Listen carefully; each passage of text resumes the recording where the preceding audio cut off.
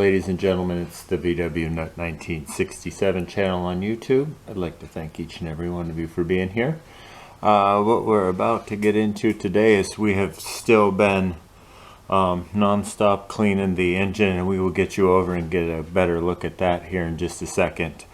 We're about to take the valve covers off and the oil strainer off and get a good look at some of the inside bits of this engine and see how far we need to go from there. So that's where we're going to start this video. I don't know what else we're going to get into from there.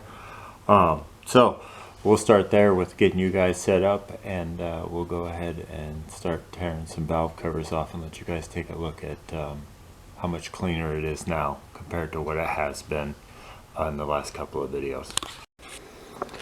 Alright, so if you remember, we started cleaning at the number 3 cylinder. We've now made it across the case into the other cylinders. Are all cleaned and all the gunk is out of the fins and mostly cleaned up. So we're going to rotate the engine up and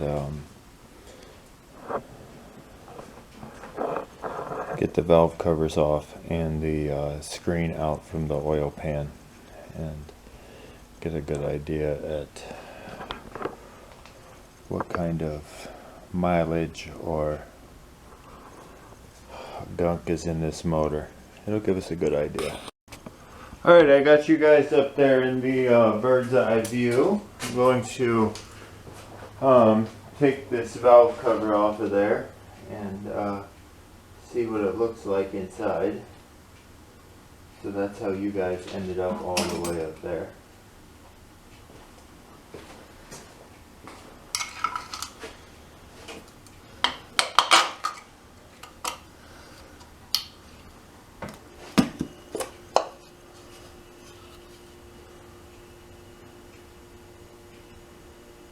And yeah, there's probably some miles on this engine.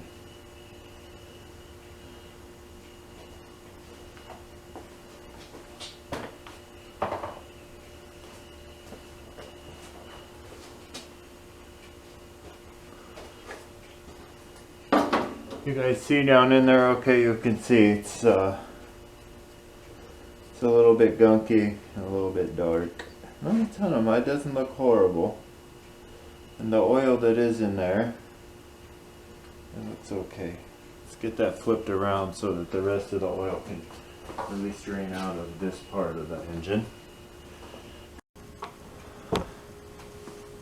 Alright, if I had to guess, I'd say probably more of the same on this side.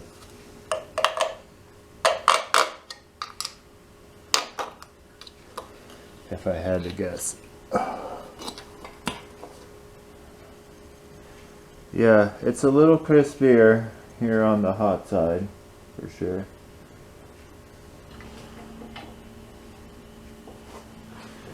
Alright, we'll get you guys down from your skybox and we'll take the oil strainer off of here. Alright, so we're just going to get this taken apart.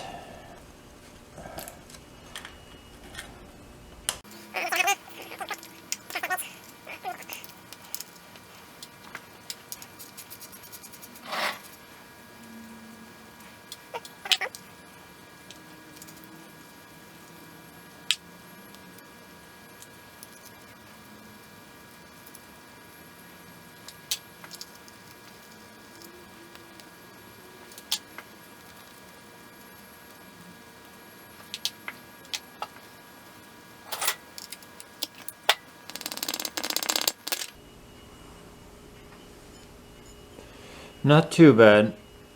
It's a little crusty. We've seen way worse.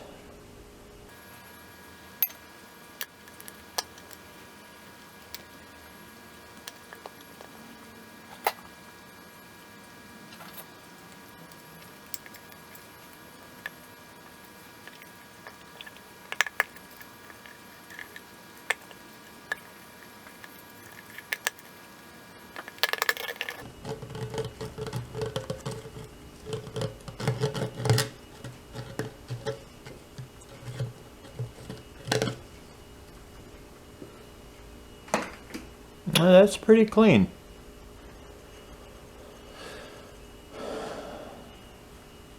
Let's see if we can't extract that broken stud while we're here. Set all this to the side.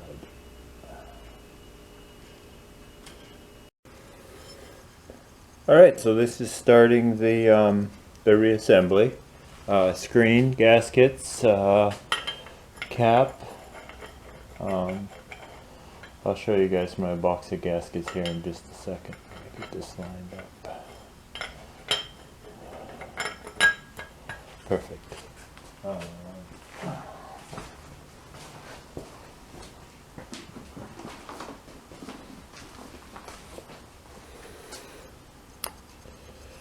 Just, you know, gaskets. On gaskets. So we had some gaskets. We'll go ahead and get this bolted down, and then we'll get to cleaning up the valve cover. So I guess this begins the reassembly. My trick is to leave myself a little bit of room for improvement. Like, not so tight that you're going to strip them out. I also use a 1/4 inch drive. The gasket usually does a pretty good job, but hi. A couple of you asked what Patina thinks of the snow, and well, it's snowing right now, and she needs to go outside. So you guys can see what she thinks about it. She's not too terribly excited about it. She's more of a warm weather climate dog. Right, puppy?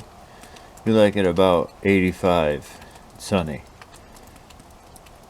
Nice shady grass to lay. Maybe half sun, half shade.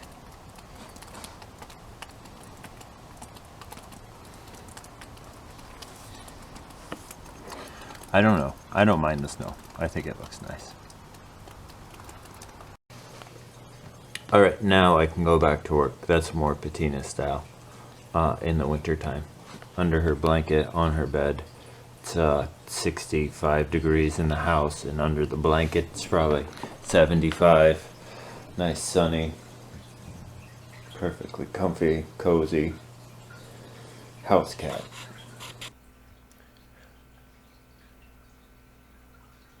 All the proper safety equipment first, and then yeah, there you go, you've seen the safety equipment. I'm sure a bench grinder is probably the best thing to use, but I had this wire wheel and my vise, or not my vise, my drill press handy. So this is how we went about cleaning the parts that we could clean this way. It seemed to work pretty well for me. I was actually very happy with how the valve covers came out. Well, both of the valve covers are cleaned up. I went ahead and put some oil on the gasket, so we will set side A on there.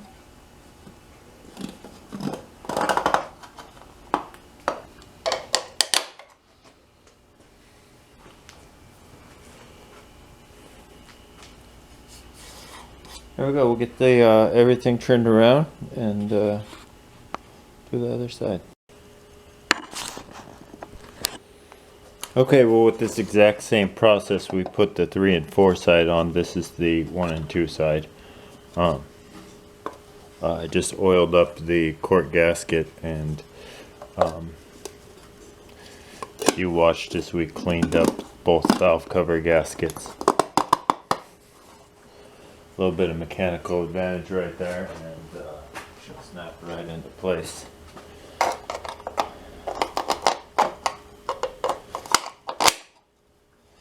Alright, so what is next? What is next? What is next? What is next? I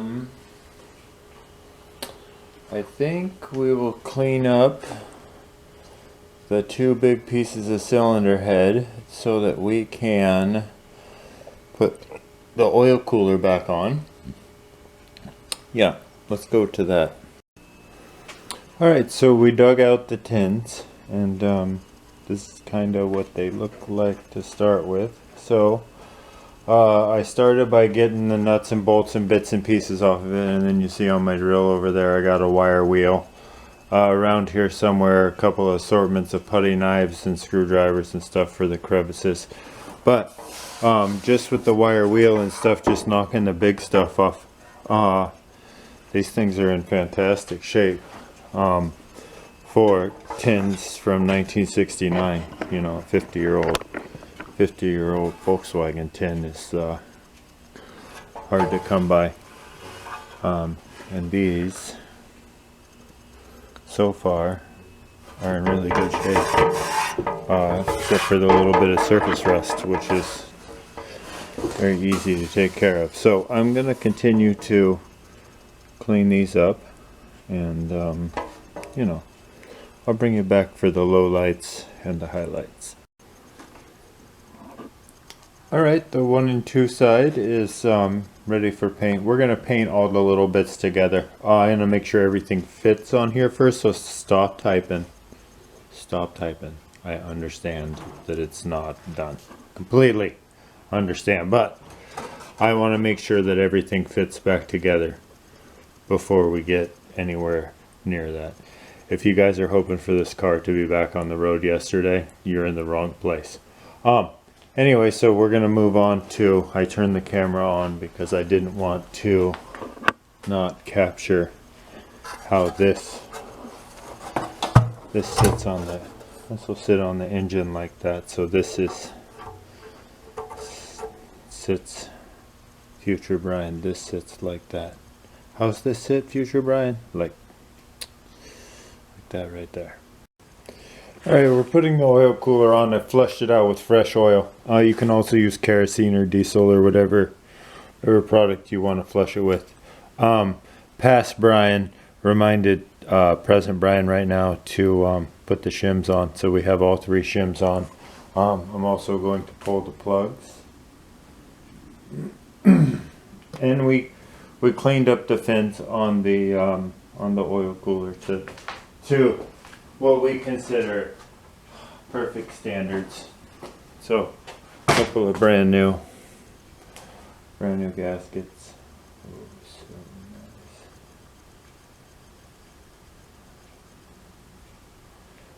nice. Nice.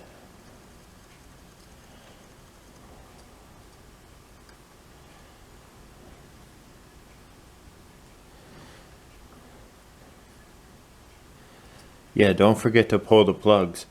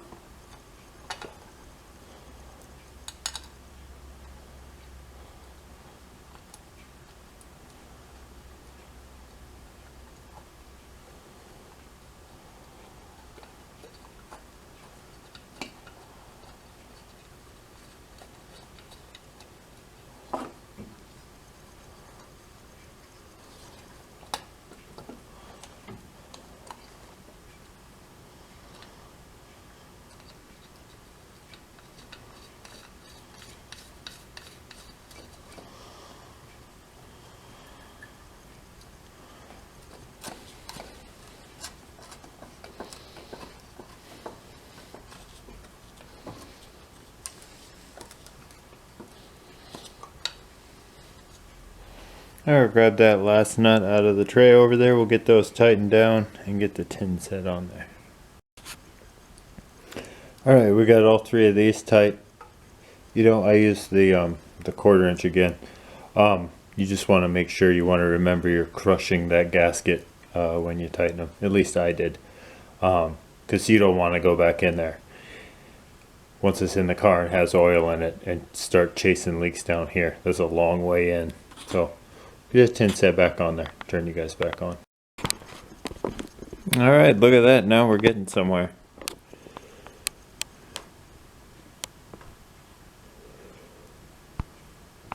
Alright, we'll keep cleaning the small bits and pieces and make sure that everything fits. Sure, I got enough for